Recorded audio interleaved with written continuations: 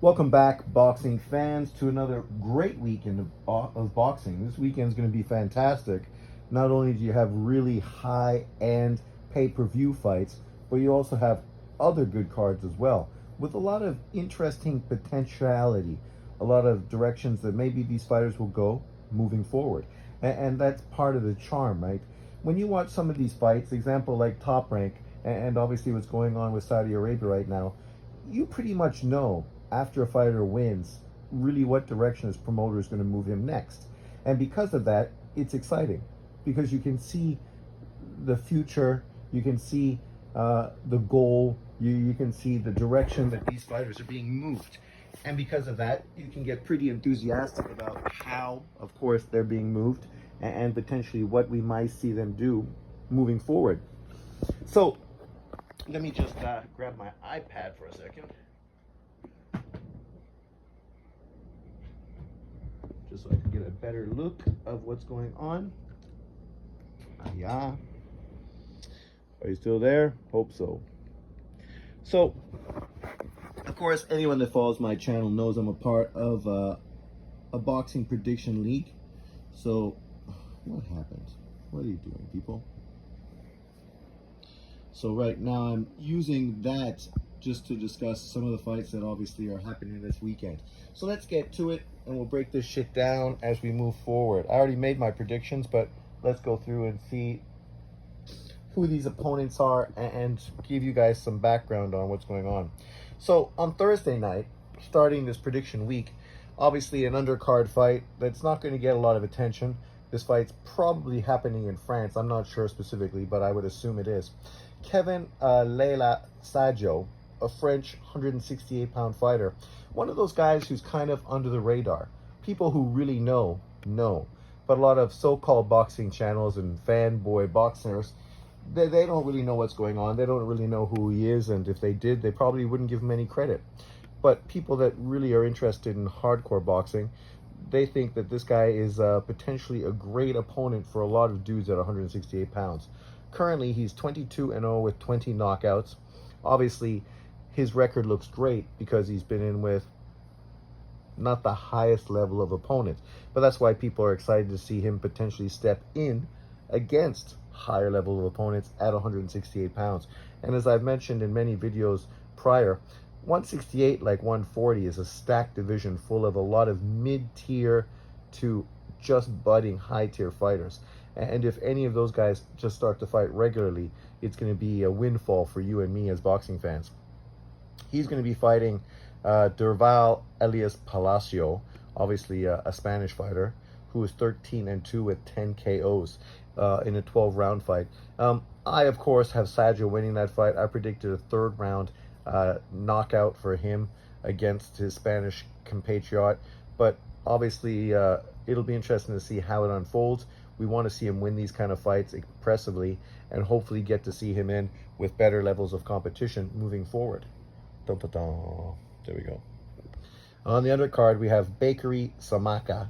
Nice name, Bakery. 15-0 with 8 KOs. He's fighting a guy called Julio Alamos, another Spanish fighter, 16-2 with 9. I also predicted that Samaka would win this fight, but I'm going for a unanimous decision in that fight.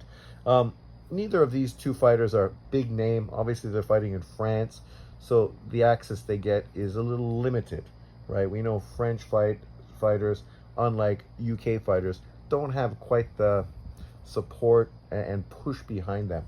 But it doesn't mean we should overlook them. Obviously, Saggio is in a great division, so we hope to see him in with great fighters at 168 moving forward in 2024. Another fight card happening this weekend from Europe as well. This one, it looks like it's going to be in the UK, but I know the headline fighter is from Germany.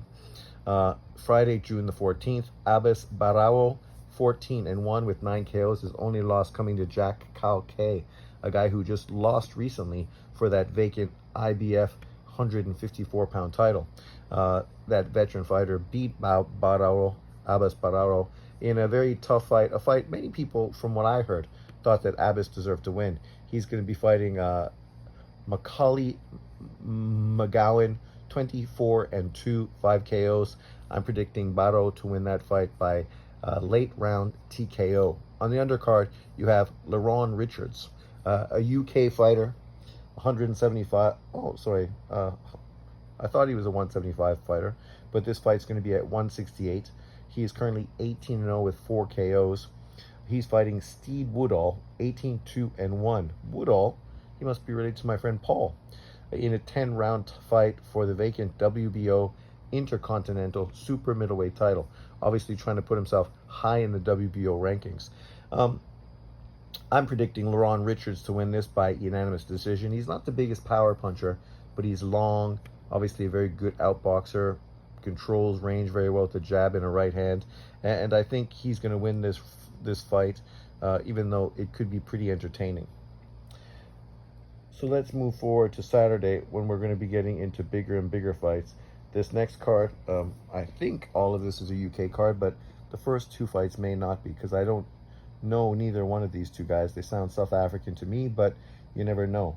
Roark Knapp, 17-1-1, 12 KOs, is fighting Jorge Perez, 29-4, 24 KOs. I'm pushing for the upset in this fight. I think Perez is going to stop Knapp late in this fight. You also have, I won't try to say his first name, Koopman, 13-0 with 9 KOs, fighting Wendy Toussaint. I'm sure people have seen Wendy Toussaint before, 15-2, 7 KOs. I'm picking Koopman to stop him in the 6th round for this junior middleweight clash. And then, of course, we get to the fight that I'm most excited about on Saturday, and that is Chris Billam-Smith, 19-1 with 13 KOs, currently the WBO Cruiserweight champion out of the UK. He's going to be rematching Richard Riakporhe, 17-0 with 13 KOs. If you've ever seen Riakporhe, he is the epitome of what a professional boxer should look like. The dude looks like a monster. You cannot be more chiseled than this guy. And I mean, Billam-Smith is also very ripped, but there's a difference between white guys and black guys. Black guys just look so shredded. And Richard Riakporhe is the epitome of that. He is just an Adonis. And he's beaten Billam-Smith previously, earlier on in their careers. So now, obviously, he's rematching Billam-Smith for his WBO Cruiserweight title. I'm picking Riakporhe to get an 8th round TKO. I know it's going to be a very fun, entertaining fight early on, but I think as it moves and progresses, I think Riakporhe is going to end up getting the best of Billam-Smith. Usually what they say is the second time you fight a guy, usually you get rid of him faster than you did the first time. That's not always true, but in many occasions it kind of plays out that way. Also on this undercard, you got quite a few good fighters. Isaac Chamberlain, 16-2, 8 KOs, a very good cruiserweight fighter. Previously, I think he was light heavyweight. We've seen him in with Okoli years ago. He's fighting Jack Massey, 21-2, 12 KOs. Very good domestic level fight. I'm picking Chamberlain to win by unanimous decision. Or sorry, I think I said split decision in this one. Chamberlain's a very good boxer, very long, very defense first. He's not a very fun fighter to watch, but because of that, he's very difficult. So I think he's just a better all-around technical fighter than Massey, and he's probably going to win what could be a very close fight on the cards, because we know the way scorecards go. If Massey pushes and pressures, even if he's not being that effective, you wouldn't be surprised if he won one of those cards. Underneath of that, you have one of the most young, talked about UK fighters in boxing. And I know his name hasn't really transitioned over to the US yet, but you know, inevitably, once he gets bigger, he probably will start getting talked about by US boxing fans, and probably be criticized because he's not American. But Ben Whittaker, who was an Olympian for the UK team, currently is 7-0 with 5 KOs. He's stepping up to face a guy who is currently 12-0 with 10 KOs, a little bit of power for what is a vacant WBA gold light heavyweight title. Having Whittaker at light heavyweight is also great. Light heavyweight's a division that's a little stagnant now. Luckily, though, we know a lot of the good fighters from 168 eventually will be moving to that 175-pound division. So, you know, when you have good young fighters like this around, it just gives you something to look forward to in the future, especially with the young guys that are sort of gravitating towards that division already. Guys like morale, guys like Benavidez. Whittaker is a super, super, super athletic, fast fighter. He is Britain's version of Roy Jones, puts on a lot of show, maybe a little too much, right? If you're going to put on that much show, you better technically be pretty efficient and be getting dudes out of there. He's really bent many people's nose out of joint because of the way he fights, because of his arrogant approach and the way he likes to mock and ridicule his opponents. But you know he's doing that now because he's fighting a lower level of opposition. It'll be interesting to see how long he can continue to do that once he steps up and takes on better and better and better competition. I do expect him to win this fight, and I'm predicting a TKO victory for Ben Whittaker to move to 8-0 with 6 KOs. Then we get to, of course, the pay-per-view card. This card is solid. I mean, I can't say any of these fights I think are 50-50 fights. I think all of them are pretty much fights where you could expect the favorite to win, and that's all 4 of the main events. Let's start with the main one. Obviously, Gervonta Tank Davis, 29-0 with 27 KOs, is going to be fighting Frank Martin, 18-0 with 12 KOs. Frank Martin is also the older fighter, even though he's got obviously far less fights. This is a good fight. I think Frank Martin, being a southpaw with good power and good speed, could potentially give Tank Davis some problems, some looks that maybe he's not that familiar with. And you know, it'll be interesting. This is Tank Davis's first Black American fighter that he's really facing, one of threat. So it'll be interesting to see how he deals with him, because this obviously is something we hear many other fighters get criticized for not doing, or when they do it, this gets highlighted. So I just wanted to put some light on that. But outside of that, I mean, Frank Martin is a quality 135-pound fighter, easily a top 10 fighter. But in saying that, we still don't know that much about him. We haven't seen him in with a high level of competition. We haven't really seen him in with any top 10 135-pounders. So while he's looked good in most of his fights, there's still room for, not criticism, but room for doubt, because we haven't really seen him in with elite competition. And until you see somebody in with elite competition, you're not really sure how to truly think or rate them. So this is a real big fight for him. Win, lose, or draw, if he goes into this fight with Tank Davis and fights very well, surprises and impresses people, he could still move forward and have a very good career, right? Obviously, we'll see what happens with these champions at 135. Eventually, some of them may be moving to 140. Even Frank Martin himself may move to 140. He's super shredded as well, much like Richard Riakporhe. So you could see him fighting at 140 probably wouldn't be that much of a stretch. As far as Gervonta Tank Davis, I do expect him to win. He's strong, fast, powerful, a great counter puncher. He doesn't have much volume, so I could see Frank Martin stealing a few of the early rounds based on more volume, and Tank Davis just kind of getting used to his speed until he finally times him and stops him. And I do expect him to stop him. My prediction is the 6th or 7th round. Look for Gervonta Tank Davis to catch Frank Martin cold and end it there, which would be obviously a fantastic win for Gervonta Tank Davis. Hopefully after this, we can see him in with a Lomachenko or a Shakur Stevenson, or even move up to 140 and take on one of the champions in that division. Underneath of that, you have David Benavidez, currently 28-0 with 24 KOs, fighting Alexander Gvozdyk, 20-1 with 16 KOs. That one loss coming to Arthur Beterbiev, who bludgeoned and beat him into retirement. He was out of the game for 4 years, but obviously the Russian-Ukraine war financially has had a toll on him, so he was forced to come back to boxing. And that's why I don't have much faith in him, because I think mentally he's already been checked out. He's coming back not because of a hunger, but because of a financial need. And I think that's probably the reason why David Benavidez is easily going to dispatch of him. I predicted a 4th round TKO for Benavidez versus Gvozdyk. And of course, people that want to fanboy Benavidez and talk about how, you know, he's the Mexican monster and Canelo needs to fight him and Canelo's ducking him, are going to act as if him beating Gvozdyk is some huge significant victory. But if you look at the level of competition Gvozdyk's been fighting since he's come out of retirement, it's very, very, very low level opposition.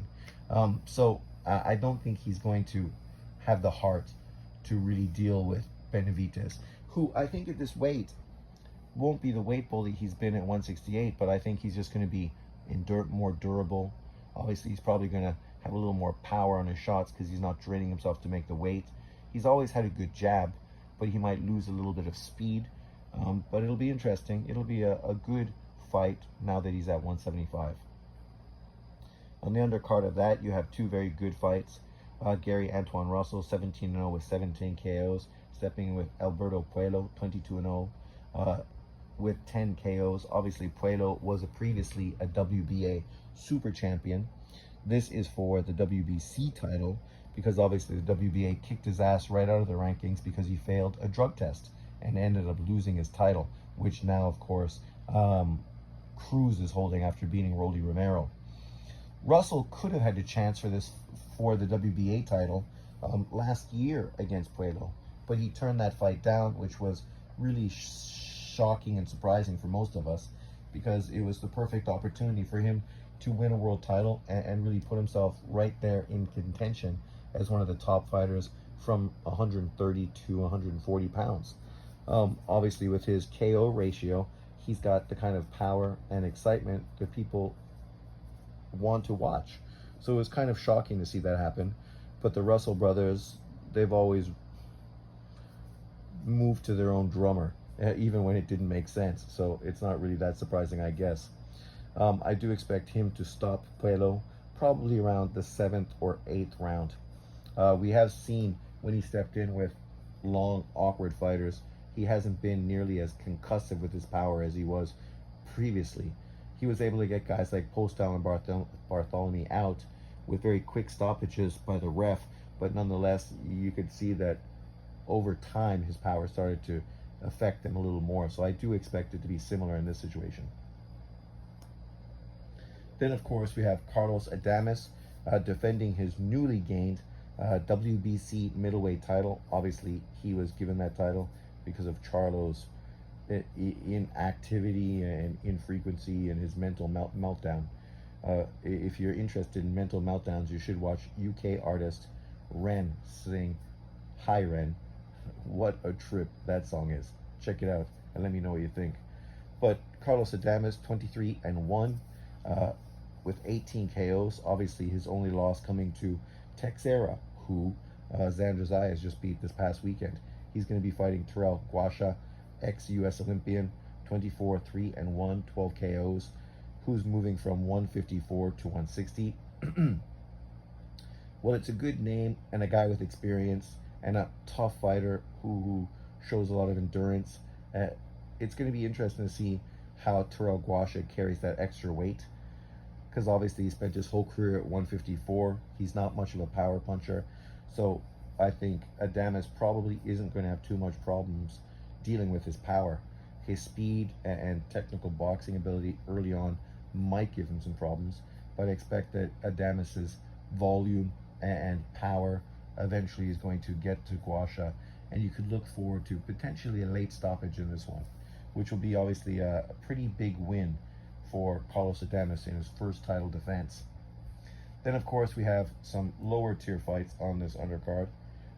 These three fights might not be on the pay-per-view section. They might actually be on the free section.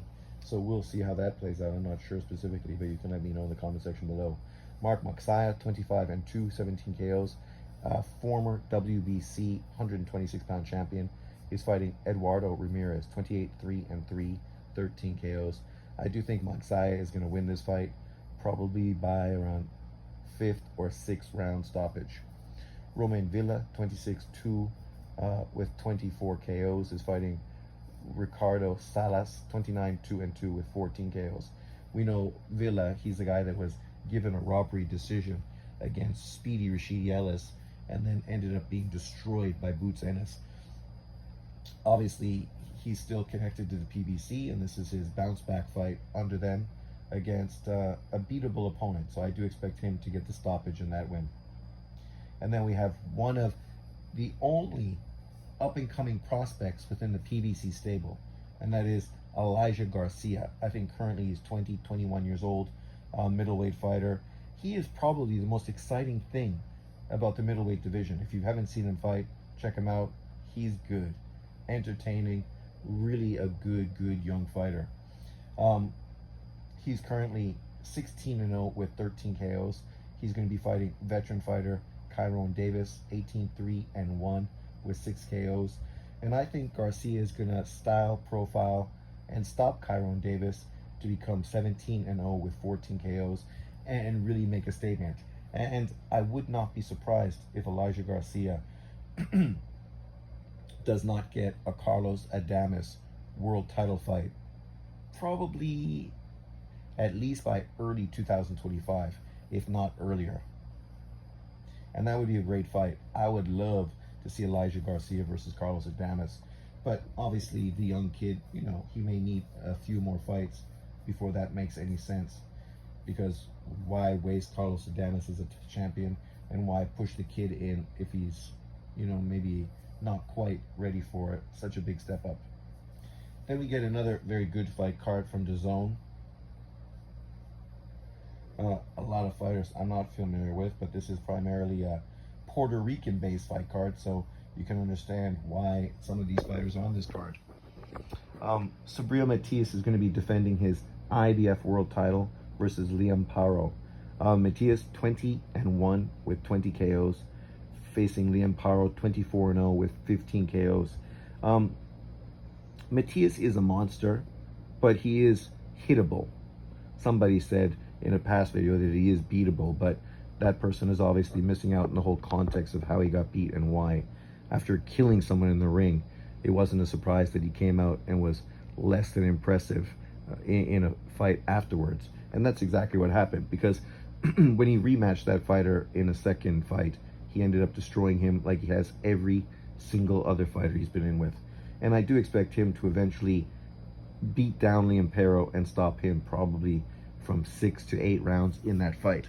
Riakporhe is probably going to have some success early, but as we see with most Subriel Matias fighters, they come out quick, they look impressive, they land jabs, they land combinations, they look like maybe they're going to be too much for him, and then eventually his heavy power shots, specifically his shots to the body, end up breaking these guys down, and you know, eventually they just succumb to his pressure and his power. And I do expect it's going to unfold in a similar fashion. Then we have Angel Ferreira, 22-1-2, 17 KOs. A fighter that I think was part of Top Rank ESPN there for the majority of his career. He's going to be fighting Alfredo Santiago, Dominican Republic fighter, 14-2, 6 KOs. Alfredo Santiago is a good, solid fighter. For Fierro, it's a very good opponent. This is for the NABO Junior Welterweight title. I do expect Fierro to win, but I think it could be a really entertaining fight. Maybe the most entertaining fight on the card. Then we have veteran fighter up-and-coming fighter Yankel Rivera Figueroa, 5-0 with 2 KOs. Another one of those up-and-coming young Puerto Rican fighters, facing Victor Sandoval, 37-4, 23 KOs. This is for the vacant WBO Intercontinental Flyweight title. I do expect Yankel Rivera to win this fight. But like you, I'm not that familiar with him. But obviously he's a guy that Puerto Rico is supporting. He's in with a very good veteran fighter for a vacant WBO title. Obviously, if he wins this, he's going to end up being ranked pretty highly by the WBO. And with the flyweight division, it probably won't take long before he gets a world title fight. So look forward to Puerto Rico potentially getting another world champion not that far down the road. And then we get veteran Puerto Rican fighter Kevin Gonzalez, 26-1-1, 13 KOs, fighting a veteran fighter in Kenny Demicilio, 17-7-2 with 10 KOs. For Kevin Gonzalez, this is obviously not a showcase fight because they're putting him in with a good veteran fighter, but it's the kind of guy that he should beat. You know, expectations are that he beats this guy, and then obviously we can see him move forward in the junior featherweight division. But overall, what an exciting weekend of boxing. You get fights from obviously DAZN. You're getting pay-per-views from PBC. You're getting a lot of fights from Europe and obviously from North America as well. Even this DAZN card coming out of Puerto Rico. Subriel Matias making his homecoming. I heard somebody recently saying that he should be getting all the attention and not obviously Xander Zayas. But it's ironic because one guy fights on ESPN, the other guy fights on on DAZN. So things are pretty much happening exactly like you would expect. ESPN, of course, is promoting their young up-and-coming Puerto Rican fighter and having him take his first big step-up fight against the next world champion. Whereas Subriel Matias is getting his homecoming fight now that he's a world champion and fighting on DAZN. So, you know, one guy's literally getting to represent in Puerto Rico, going back to his homeland to fight in his home country, whereas the other guy is fighting out of New York, which obviously has a big Puerto Rican fan base, but it's still not Puerto Rico. But okay, Puerto Ricans don't like Subriel Matias because he's dark, right? That would be the narrative some people are pushing, no matter how ridiculous that may sound. But overall, it's a pretty good fight card, fight weekend. I have to see what's going on, of course, with that PBC card, because as I say all the time, I can't buy the pay-per-view. You can't buy it outside of the United States.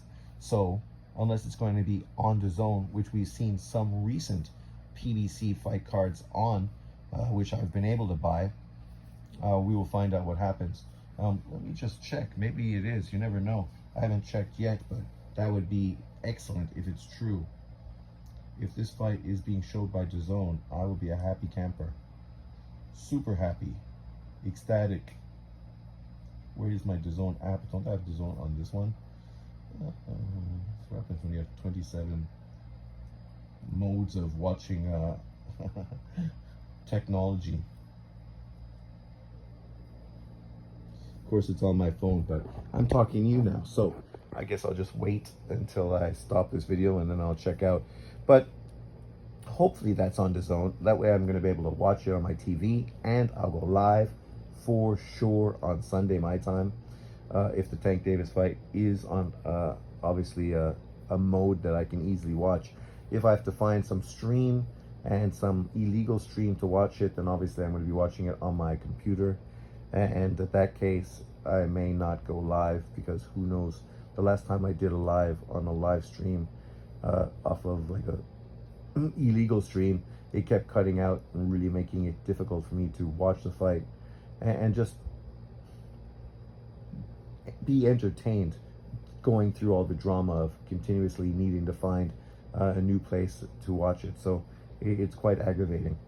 But of course, if you live in the States, you don't have this problem. So embrace it, enjoy it, spend the money, buy the fight. I know it's not the biggest and best pay-per-view you get in this year, but overall it's a deep card with a lot of good fights, and that means something. When you get 7 quality fights on a pay-per-view, for us hardcores, that's pretty entertaining. And obviously not every fight's going to be 50-50, but hopefully they're not all going to be showcase fights either. Hopefully we're going to get some competitive fights in the mix. But let me know what you think of this weekend's fight cards. What do you think of the predictions? What are you predicting? Let me know in the comment section below. Remember, if it is on a viable thing, I will be going live on Saturday. Maybe if not for that, then maybe just for the Subriel Matias fight card, which obviously will be on DAZN. So thanks for watching. Leave your comments below. Remember to like, subscribe, and share. And I'll see you down the road. Peace out.